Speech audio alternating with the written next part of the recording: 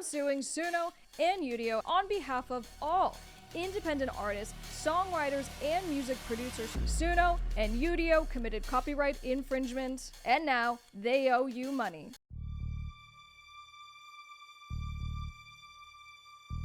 So I just saw a video yesterday. They're taking SUNO and Udio to task, but before we even discuss the lawsuit, there's one point that they touched on regarding these platforms, and that's the fact that when you upload your music, lyrics, or ideas to these platforms, they have a perpetual license to use your music in derivative forms or any way that they choose without your consent. What's the issue with SUNO and Udio grabbing unlimited rights to artists' music? Yeah, that perpetual license clause is definitely a big deal. The main issue is that artists essentially give up control over their own creations.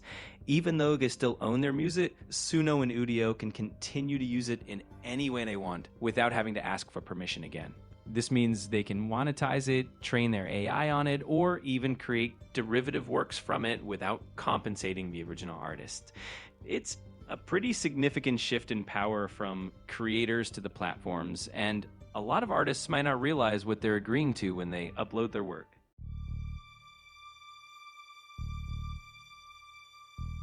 In your view, how easy is it for an artist to learn this information on these platforms? Do they make it very apparent, or is it hidden in red tape and terms and conditions and all of that stuff? Honestly, it's usually buried in the fine print of the terms and conditions. Most platforms don't highlight these clauses front and center, so unless an artist takes the time to read through all the legal details, they might not even realize what they're agreeing to. It definitely feels like something that could be more transparent. There's this blog called Soundverse, and they were breaking down the legal vulnerability of this action. Can you please just summarize it for the listeners? Absolutely. So the Soundverse blog basically points out that the perpetual license these platforms hold can create legal gray areas for artists. Essentially, once you upload your music, these platforms can use it in so many ways that it might impact your own ability to control how your music is distributed or monetized in the future. It can also blur the lines of ownership and copyright, making it harder for artists to navigate licensing or future collaborations. So in a nutshell, it's a reminder for artists to be more really mindful of what they agree to when using these AI tools. What's the rule of law in terms of this, in terms of them owning perpetual rights to your music and stuff like that? Are there laws protecting artists against this? That's a great question. Right now, the laws around AI-generated content and these perpetual licenses are still kind of evolving. In many cases, the terms that platforms set out in their agreements are legally binding if users agree to that, which means that these platforms can indeed hold on to those rights. However, there's a lot of discussion and a growing pressure for more legislation that protects artists and their intellectual monopoly, especially as AI becomes more prevalent.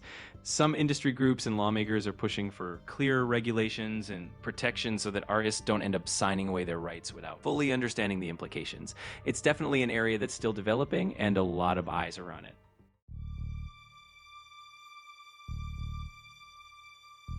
There's an article here by Music Business Worldwide on the recent class actions by independent artist Anthony Justice.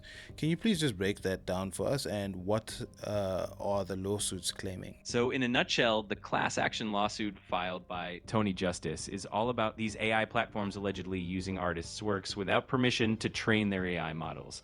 Justice and others are arguing that their music was used to help these platforms generate new content without any licensing agreements or compensation. The lawsuit is seeking damages up to $150,000, which is definitely a big deal. It really highlights the growing tension between creators and these AI platforms, and it's going to be interesting to see how it all plays out legally. There's also an article by Forbes coverage, that's covering the licensing deal talks amongst majors. Can you also just break that down for us before we move on to the next segment? So in that Forbes article, it's all about the major labels, Universal, Warner, and Sony, trying to negotiate licensing deals with AI platforms like SUNO and Udio. The main goal here is to make sure that artists get compensated if their music is used to train these AI models or to create new AI-generated tracks. The labels are also looking for ways to track how the music is used and want a say in how AI-generated music is produced and distributed. It's really about making sure that the technology doesn't leave artists behind and that there's a fair balance between innovation and artist rights. Do you really think that's the label's concern? I think the labels definitely have a vested interest in protecting their own catalogs and ensuring that any use of their music is properly licensed and compensated. So in that sense, they're looking out for the artists under their umbrella, but they're also making sure that their own business model stays intact. At the end of the day, it's a bit of both. They want to ensure artists get paid, but they also want to make sure the labels themselves maintain control and revenue streams in the face of all this new technology. Control is the key word. They want to control everything.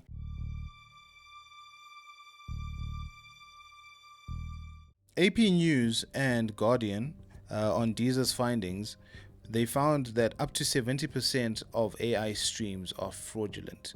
Can you touch on this and just summarize it like you're talking to someone who's never heard about AI, music, and this whole lawsuit? Absolutely. So basically what happened is that Deezer, which is a big music streaming platform, found that a huge chunk of AI-generated streams, up to 70%, were actually fraudulent. This means that these streams were artificially inflated, often by bots or other automated means, to make it look like AI-generated tracks were getting way more plays than they actually were. This is a big deal because it can mess with the whole streaming ecosystem, taking revenue away from real artists and giving a false sense of popularity to AI-generated content. It also raises questions about the integrity of streaming data and how platforms can ensure that real human artists get the recognition and compensation they deserve. And what are the implications of this to real independent musicians? The implications for independent musicians are pretty significant. When AI-generated streams are inflated by bots, it means that those AI tracks can potentially take up spots on playlists, charts, or recommendation algorithms that could have gone to human artists. This kind of manipulation can divert revenue away from independent musicians, making it harder for them to earn a fair income from their work. It can also create a less level playing field where independent artists have to compete not just with other musicians, but also with AI-generated content that might be boosted artificially. Overall, it just adds another layer of challenge for real musicians trying to make their mark.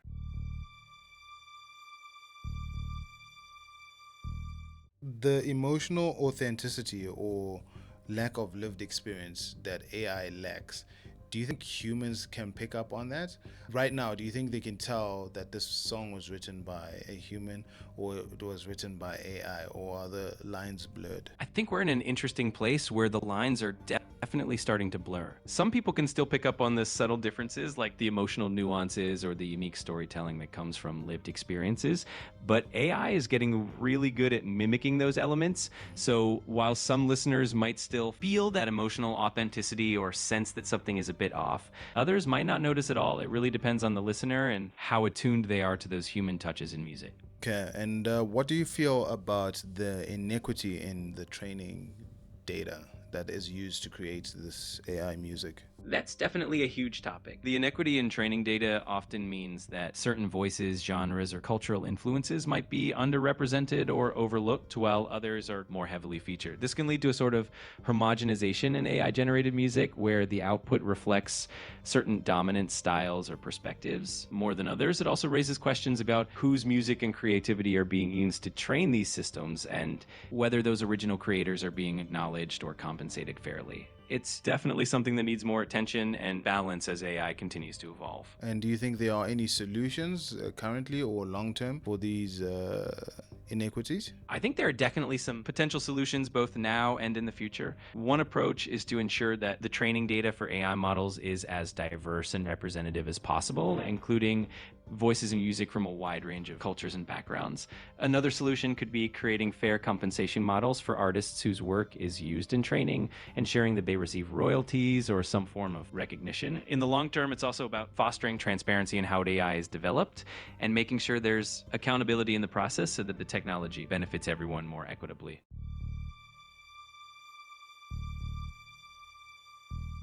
that being said, do you think that AI is being trained equally on Western music as it is African music, or is there an imbalance there? There's definitely an imbalance, at least traditionally. A lot of AI models have historically been trained on data sets that lean more heavily on Western music, just because there's often more readily available data from those sources.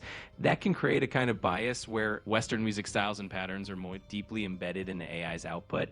African music, along with many other non-Western genres, often doesn't get the same level of representation in these data sets. The good news is that there's a growing awareness about this imbalance, and more efforts are being made to include a wider variety of music from around the world in AI training. With that knowledge in mind, then wouldn't you say that it's actually a blessing for Africa not to have their music in data sets? That way we don't get plagiarized or our music just copyright infringed. You could definitely see it that way. In some ways, not being part of those large data sets can help protect the uniqueness and originality of African music. It means there's less risk of it being imitated or diluted by AI, and it preserves that cultural authenticity. At the same time, it also highlights the importance of making sure that if and when African music is included, it's done in a way that's respectful and equitable, ensuring that the creators are recognized and compensated. So it's definitely a double-edged sword. I would argue actually that Africa should start training its own AI models. That way, I feel like saturation is going to happen regardless if everything is coming from one source, from a single source. But if it's coming from multiple sources, say the Chinese people train their own music AI on their own data sets, Africans train their own AI, and so on and so forth. I feel like there'll still be variety in the type of music that people can listen to, versus one data set being trained on all the world's music. I feel like that in itself will create oversaturation and a lot of repetition, because for myself personally as a human, if I listen to one style of music for a very long time, I end up replicating that style of music without even thinking about it. Now AI being trained on all the music, I feel like AI is just gonna either be confused or it's gonna oversaturate the market with the same thing, because it's now hit driven. It's now trying to reach Billboard 100 versus trying to touch someone's emotion.